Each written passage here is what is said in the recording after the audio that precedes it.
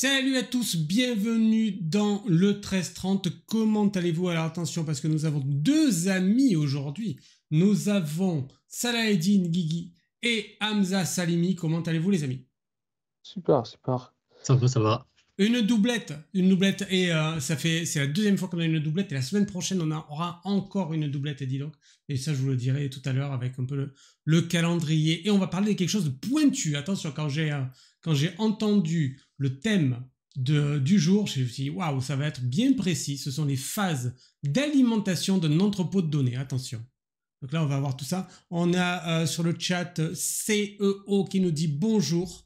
On nous parle de triplette. Oui, c'est vrai qu'il ne faut pas m'oublier moi-même. Ça fait une triplette, puisque là, on est 2 plus 1, ça fait 3. Et donc, vous allez nous parler de ces phases d'alimentation d'un entrepôt de données. On va avoir un peu une partie démo également. On va voir ça tout de suite. C'est Hamza qui s'occupe de présenter et c'est Salaheddine qui parle, si j'ai bien compris. C'est ça? Ouais, Oui, c'est bien cela. On s'est partagé comme ça. Ok, les amis, ben, vous pouvez démarrer. Donc, bonjour tout le monde. Je me présente Salaheddine Guigui.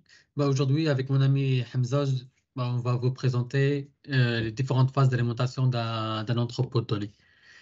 Donc, tout d'abord, nous allons commencer par la définition de c'est quoi un entrepôt de données. Donc, d'après Inmoon, qu'on peut dire qu'il est le père de la BI, qu'on peut l'appeler, un entrepôt de données, un data warehouse, c'est une collection de données qui sont orientées sujet, intégrées, non volatiles et historisées, organisées pour le support d'un processus d'aide à la décision. Donc, on peut détailler cette définition en 4 mots-clés qui sont orientés sujet, qui veut dire que ce sont que les données qui sont dans notre entrepôt de données peuvent être organisées autour d'un thème, un sujet bien précis, comme par exemple la vente, l'achat ou bien RH, et surtout que ces données doivent être le plus simples possible pour être analysées par la suite. Ensuite, on a intégré. Ça veut dire que les données qui sont utilisées dans notre entrepôt proviennent de plusieurs sources qui sont hétérogènes. Et, et ces données-là doivent être, bien évidemment, propres pour être utilisées. Non volatiles. Non volatiles. Dans les données qui sont dans notre entrepôt de données sont des données qui sont permanentes. C'est-à-dire lorsque les nouvelles données sont insérées, les anciennes qui sont donc les précédentes ne sont pas supprimées ou bien omises.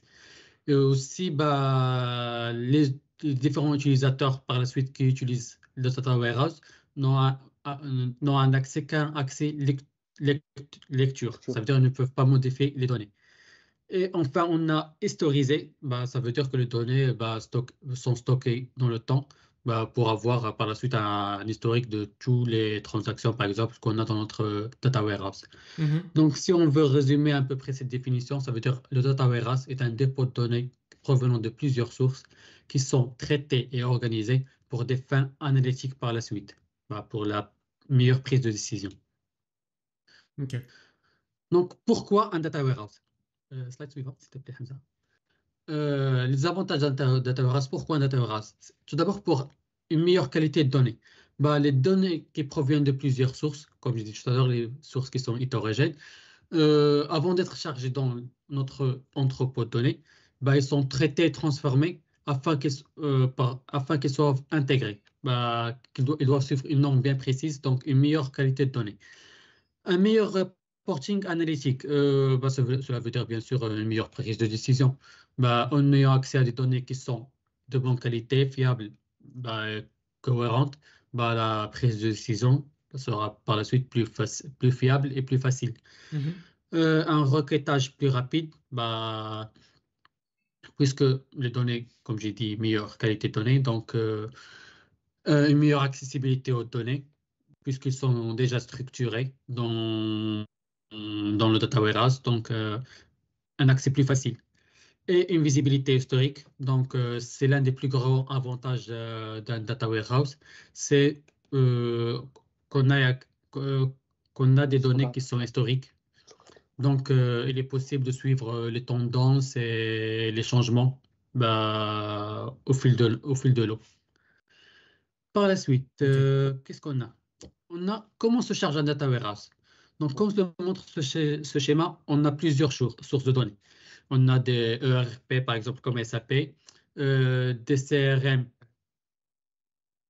On peut dire, par exemple, un CRM comme Salesforce, ou bien des sources de données, des bases de données aussi comme SQL Server, des bases de données que ce soit en on-premise comme SQL Server, ou bien en cloud comme Azure, ou bien des IoT, Internet of Objects, ça veut dire des données en temps réel, ou bien tout simplement des fichiers plats comme Excel, CSV ou bien TXT, ou bien autres sources de données. Donc, toutes ces sources de données avant d'arriver au data warehouse, doivent passer par deux autres phases auparavant. La première phase qui est la phase de staging, et par la suite la phase de l'ODS, avant d'être chargé dans le data warehouse, pour par la suite soit être utilisé dans d'autres data marts, ou bien utilisé directement dans des outils de reporting ou bien du dashboarding. Donc, voyons ensemble, c'est quoi la phase de staging. La phase de staging, c'est une phase où on centralise toutes les données qui proviennent de différentes sources de données dans une base de données tampon. Une base de données qui est tampon, c'est une base de données temporelles. En notre terme, on peut dire que la phase de staging, c'est un ensemble de tables qui représente une copie conforme de table qui se trouve dans la source de données. Et une base de données tampon. Pourquoi on dit temporelle? Parce que par la suite, dans les phases qui suivent, les tables qui sont dans le staging vont être supprimées. La flexibilité dans le staging, c'est le fait qu'on peut ingérer plusieurs différentes données de différentes sources sans faire des transformations. La plupart des fois, on fait juste un format, un type de données qui est varchar 225, c'est bien ça, Hamza?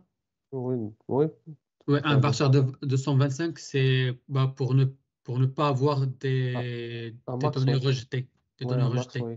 Oui, pour ne pas tronquer la destination, pour estimer la taille la plus grande possible dans les sources. Et, ouais. Et le stockage temporaire, comme j'ai dit tout d'abord, parce que par la suite, dans les différentes étapes par la suite, les données qui sont dans le staging vont être supprimées, purgées. Je tiens aussi à ajouter que l'importance de la phase de staging, c'est de ne pas impacter le fonctionnement des systèmes sources de données. Par exemple, on peut dire que dans les phases suivantes, on a un problème de chargement ou bien quelque chose. On ne peut pas à chaque fois recharger les données de la source, ce qui peut impacter leur performance des systèmes sources. C'est pour cela qu'on fait une phase de staging pour avoir qu'une copie conforme. Par la suite, on a la phase ODS. ODS, qui veut dire Operational Data Store, ou bien en français un magasin de données opérationnelles. C'est un entrepôt de données où on stocke des données qui sont propres et organisées, qui vont être prêtes à charger dans le data warehouse par la suite. La source des données d'ODS, c'est bien sûr les données qu'on a extrait. On extrait les données d'ODS depuis le staging. Donc, les caractéristiques de l'ODS, c'est extractuance et transformer. Ça veut dire une seule transformation de données depuis le staging et autant de transformations qu'on peut faire dans la phase de l'ODS. Que ce soit par exemple des transformations simples, ou bien des transformations complexes, que ce soit des jointures, ou bien des colonnes dérivées, ou bien des calculs. La flexibilité et la scalabilité dans cette phase, c'est qu'on peut à chaque moment changer nos requêtes de transformation. Et cela selon les besoins des métiers qui changent bien sûr à chaque moment, à chaque phase d'un projet. La dernière phase, c'est l'historisation des données. Puisque dans la phase de staging, on n'historise pas les données, dans cette phase-là, on historise les données. Je vous explique un peu plus. Par exemple, dans la phase de staging, selon l'entreprise, on a des données qui se chargent chaque début de mois. Donc, dans la phase de staging, chaque début de mois, on supprime toutes les données précédentes, et ça veut dire précédent, ça veut dire M-2, 2 mois précédents, et on charge les données juste du mois d'avant. Et comme ça, dans l'ODS, on a les données du mois M-2, M-3 et aussi les nouvelles données qui vont être chargées et transformées. Ensuite, on doit charger, puisqu'on a les données qui sont chargées dans l'ODS, on va charger les données dans notre data warehouse. Mais la question qui va se poser, c'est comment sont chargées les données durant toutes ces phases-là? On a deux cas. Soit elles sont chargées selon un flux de données ETL, par exemple, dans notre cas de Microsoft, il y a le SSIS, SQL Server Integration Services, où il y a des différentes tâches. Sinon, on a des procédures stockées qui sont tout simplement des requêtes SQL précompilées, ça veut dire des longues requêtes SQL qui sont prêtes à être exécutées. Donc, c'est quoi les avantages des flux de données? Les avantages d'un flux de données, c'est qu'on a des composantes qui sont déjà existantes, qui peuvent être utilisées. Pardon, Hamza? Existant, oui. C'est déjà Ouais. dans CCS, oui. Qui se trouvent déjà dans le CCS et qui sont déjà prêtes à être utilisées. Et aussi la scalabilité, ça veut dire qu'au fur et à mesure qu'on a plus de données, notre système il est aussi en train d'être évolué. Le problème des tâches SCCS, c'est qu'on est dépendant de ces tâches-là. Par exemple, dans le futur, on a un nouveau besoin qui est très compliqué. Il se peut qu'on ne trouve pas ces tâches-là, une tâche qui permet de répondre à notre besoin.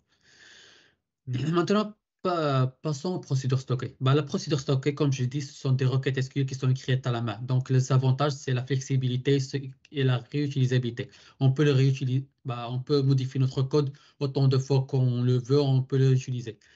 Et l'avantage aussi, c'est le coût et efficacité.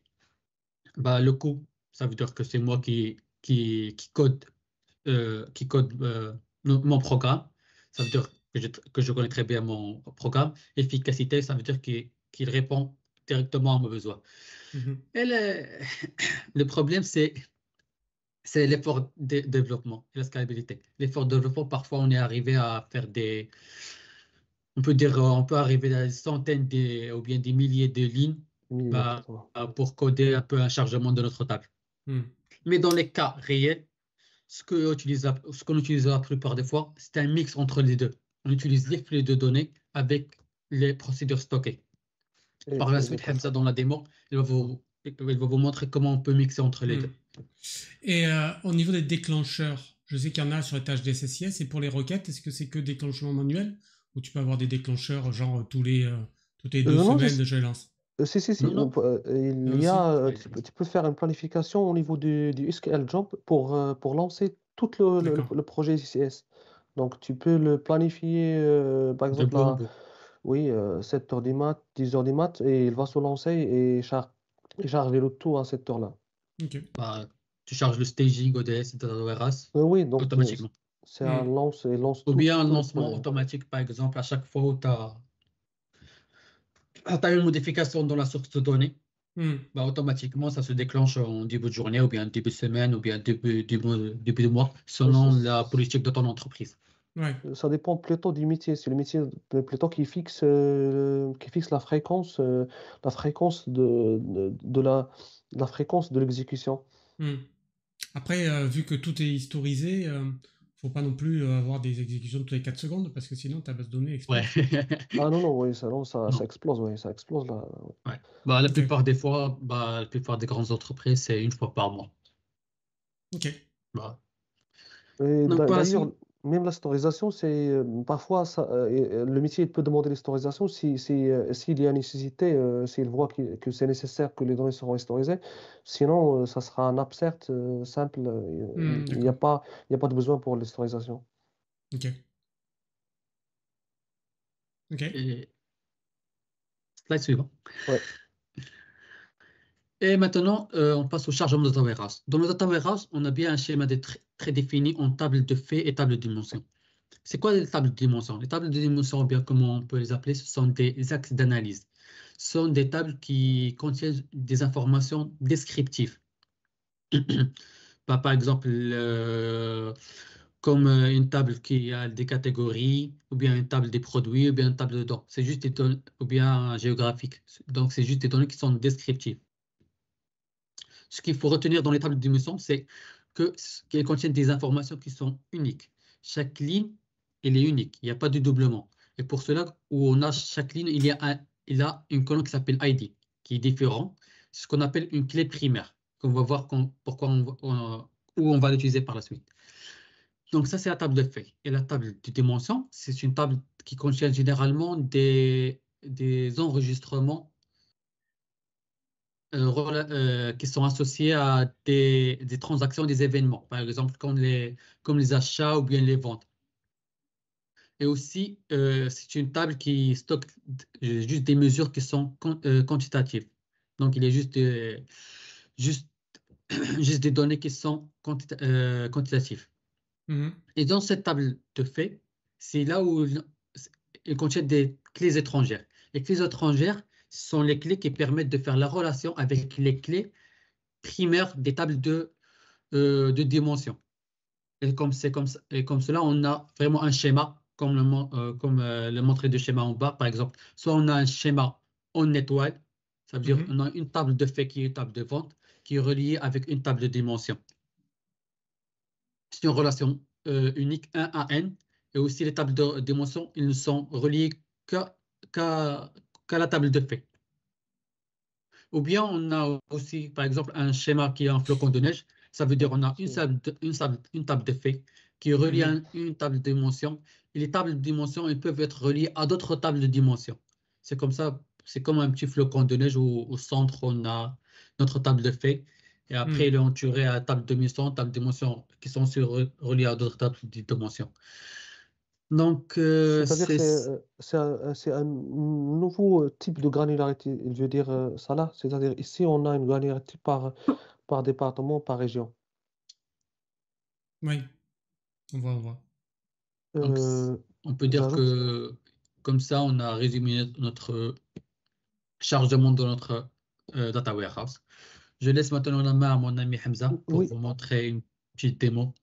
oui, j'ajoute juste une petite explication pour par exemple, une ligne de la table par exemple, ici de vente. Donc, une ligne de la table de fait vente, ça peut présenter, par exemple, la quantité qu'on a vendue d'une gamme X dans une région Y, par exemple, dans un mois. Donc, c'est une information. Donc, c'est la quantité, le montant qu'on a vendu un mois X, une gamme Y, une région Z. Oui. Donc c'est ça une transaction oui, quantitative de vente. de vente. Alors là, on passe à la partie démonstration. Donc là, on va d'abord commencer par notre base de données source. Donc c'est une base qui montre le vente des vélos. Donc c'est les ventes des vélos. Donc c'est une base relationnelle classique en LTP. Donc à partir de cette base-là, on va faire une modélisation pour construire notre data warehouse. Par exemple, on va construire un modèle en étoile. Donc ça sera la source et on va construire notre base de données data warehouse qui se compose de, comme on a dit, comme on a expliqué, donc ça sera une couche staging. Donc ici, tout ce qui est dans le schéma STG, c'est la couche staging. Et tout ce qui est dans le schéma DWH, donc ce sont les dimensions et la table de faits. Donc ici, pour des raisons de simplicité, donc j'ai fait que 2 dimensions et une table de faits. Alors là, pour voir la différence entre la table qui existe la table qui existe dans la base de données source. Donc là, si on voit dans la table product, donc product, il est où? Donc il est là. Donc là, on va voir que au premier lieu, lorsqu'on fait la modélisation, donc on n'est pas censé prendre toutes les colonnes. Donc les colonnes ils seront ajoutés au fur et à mesure des demandes métiers. Donc Mhm. là, c'est la table dans la base source. Et ça, c'est la table que j'ai fait la copie que j'ai fait dans le staging, mais qui se compose que de trois colonnes. Donc, j'ai gardé cette colonne Product ID parce que c'est une colonne, ce qu'on appelle une colonne métier ou bien une colonne business. Donc, c'est la Product ID. Là, tu vois que c'est une colonne qui présente une clé primaire dans la table source. Donc, je l'ai gardée. Après, donc, j'ai ajouté une colonne qui s'appelle Loading Date. Donc là, c'est le Loading Date qui va me montrer quand est-ce que mon staging est chargé.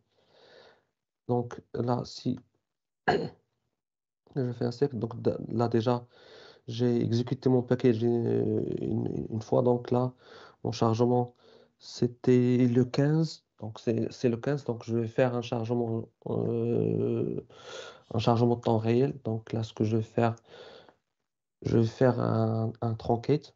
Donc là, je passe à l'ETL qui va m'aider à charger cette app. Donc là, si je prends ce package, donc non, un projet CCS, donc c'est un ensemble de packages de TSX. Donc chaque package, donc, il représente un flux d'alimentation. Donc avant de charger ma table staging, donc je fais un truncate. Donc le truncate, donc à chaque fois, je vide ma table staging et je fais un load à nouveau. Donc là, on a ce task-là, ce SQL task qui exécute une requête SQL truncate table. Donc là, si j'exécute seulement cette task-là, j'ai oublié que mon package là, il est connecté à deux sources. Donc là c'est la source et ça, c'est la destination. Donc là, par exemple, là, il est connecté à ma destination qui est Neos Academy DW et il est connecté à la source qui est Adventure Work 2019. Donc là, grâce à deux Connection Manager, donc ici, on a le Connection Manager News Academy DW, donc parce que je veux vider ma table à la destination. Donc c'est pour ça qu'il est connecté à la destination. Donc si j'exécute que celle-là, donc on va faire execute task. Donc là, il a exécuté que la première tâche. Donc si on revient à la table, donc normalement ce qu'on va trouver, donc on va rien trouver parce que ma table, ma table elle est tronquée. Voilà. Donc il a tronqué la table.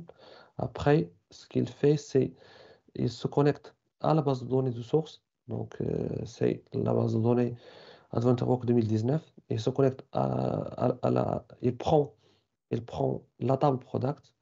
Et là, donc j'ai sélectionné que quelques colonnes. Donc en premier lieu, donc on ne sélectionne pas tous les colonnes. Après, donc donc je vais charger ma colonne loading date. Donc je vais prendre une expression qui s'appelle getDate. Ça m'aide à ajouter la date de chargement grâce à ce composant dérivé de colonne. Et après, donc, la phase de chargement, donc là, on fait le mapping, c'est-à-dire le mapping entre source et destination. Donc là, c'est ici où il va mapper entre les deux sources. Donc là, si j'exécute la dernière tâche, le load product, donc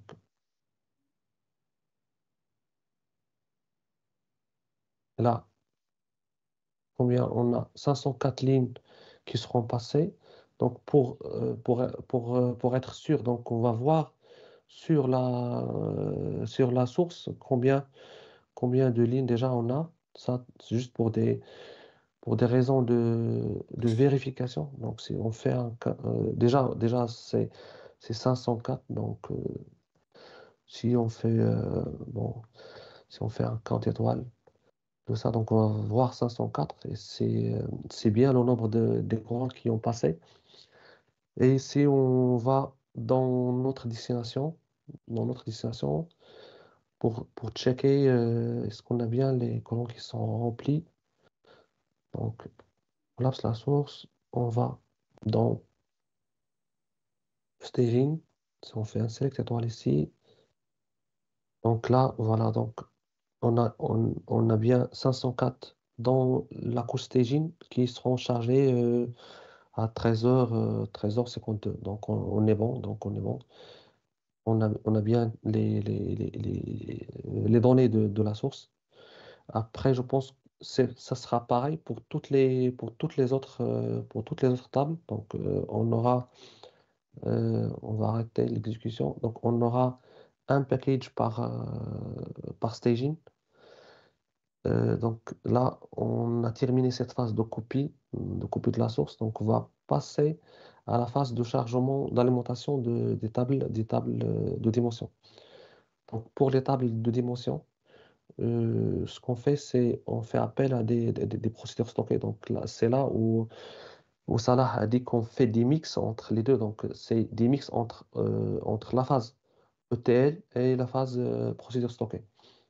Donc là, pour alimenter ma dimension product, déjà, j'explique là un petit peu la- l'architecture la construction de la dimension product. Donc la dimension product, c'est ça, ce qu'on appelle le surrogate key. Donc c'est une clé primaire qui permet de définir chaque ligne de la dimension product d'une façon unique. Et après, on a toutes les autres attributs de la dimension product. Après, donc, on va voir un petit peu ce qu'ensemble une procédure stockée qui alimente la dimension product. Donc là, ici, c'est très simple. Donc, on utilise des merges.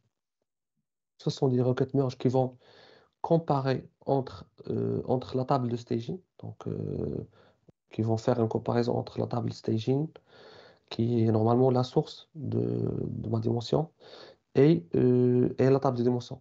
Donc, s'il trouve qu'il n'y a pas un match, c'est-à-dire qu'il y a une nouvelle ligne dans ma table de staging qui ne correspond pas à une ligne de la table de dimension product, donc il va l'insérer. Sinon, donc si cette ligne-là, il existe déjà dans la table product, donc ce qu'il va faire, c'est qu'il va faire un update. C'est-à-dire que la ligne, déjà, il est existant et il va faire une modification au niveau des attributs.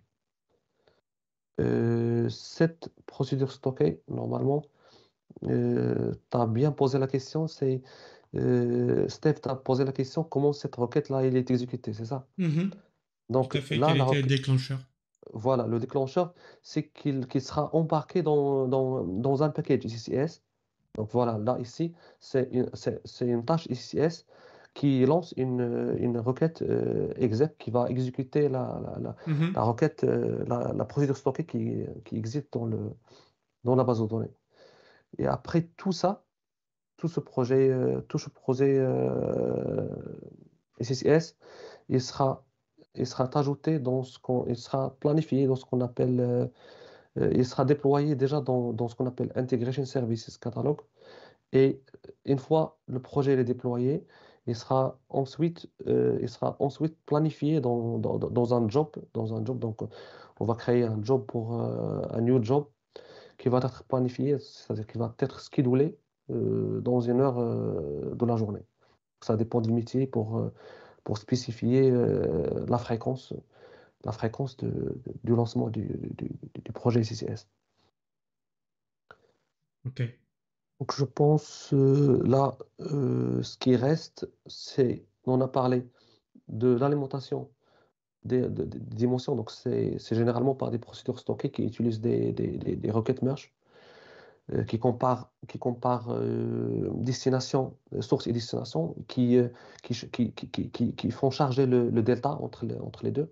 Et après, on a ce qu'on appelle, on a les tables de fait qui seront chargées par euh, naturellement, qui seront chargés par des packages aussi, des packages SCCS. Et le tout, donc, il sera schedulé par un package qui s'appelle master. Donc, c'est le master qui parce qu'on ne va pas lancer toutes les packages. Donc, on lance qu'un seul package Et ce package-là, il fait appel à toutes les autres packages. Donc, on commence par l'alimentation STG, une copie. Après, donc, on a l'alimentation Data Warehouse qui fait charger les dimensions et les tables de fait. Et après, donc, on a le job qui sera lancé d'une façon automatique pour charger chaque jour ou bien chaque semaine notre Data Warehouse. Ok. Je pense que j'ai fait le tour sur... Mais très bien. Et nous te remercions de la démo et du tour du truc. Merci. En plus, on est pile à l'heure et ça, c'est cool. On a bien vu toutes les phases d'alimentation qui ont été proposées avec notamment le staging pour ne pas, comment on va dire, être lié directement à la source. aux données sources, quelle que soit leur origine, puisqu'on peut avoir plusieurs origines. Donc ça, c'est plutôt cool. Ensuite, on passe dans une phase intermédiaire avant d'alimenter notre entrepôt de données. Au final, merci beaucoup, les amis. Un petit mot sur la semaine prochaine. Le programme, alors ça va être quelque chose de tout à fait différent. Ça va être du CICD avec, pour Azure Synapse Analytics. Et j'aurai encore 2 invités. Donc voilà, c'est la profusion d'invités. Profitez-en, les amis. Parce que d'habitude, il n'y en a qu'un. Mais là, il y en a 2. Et c'est pile 14h. C'est le moment pour nous de vous dire merci et à la semaine prochaine. Salut à tous. Merci à tous. Merci. Salut.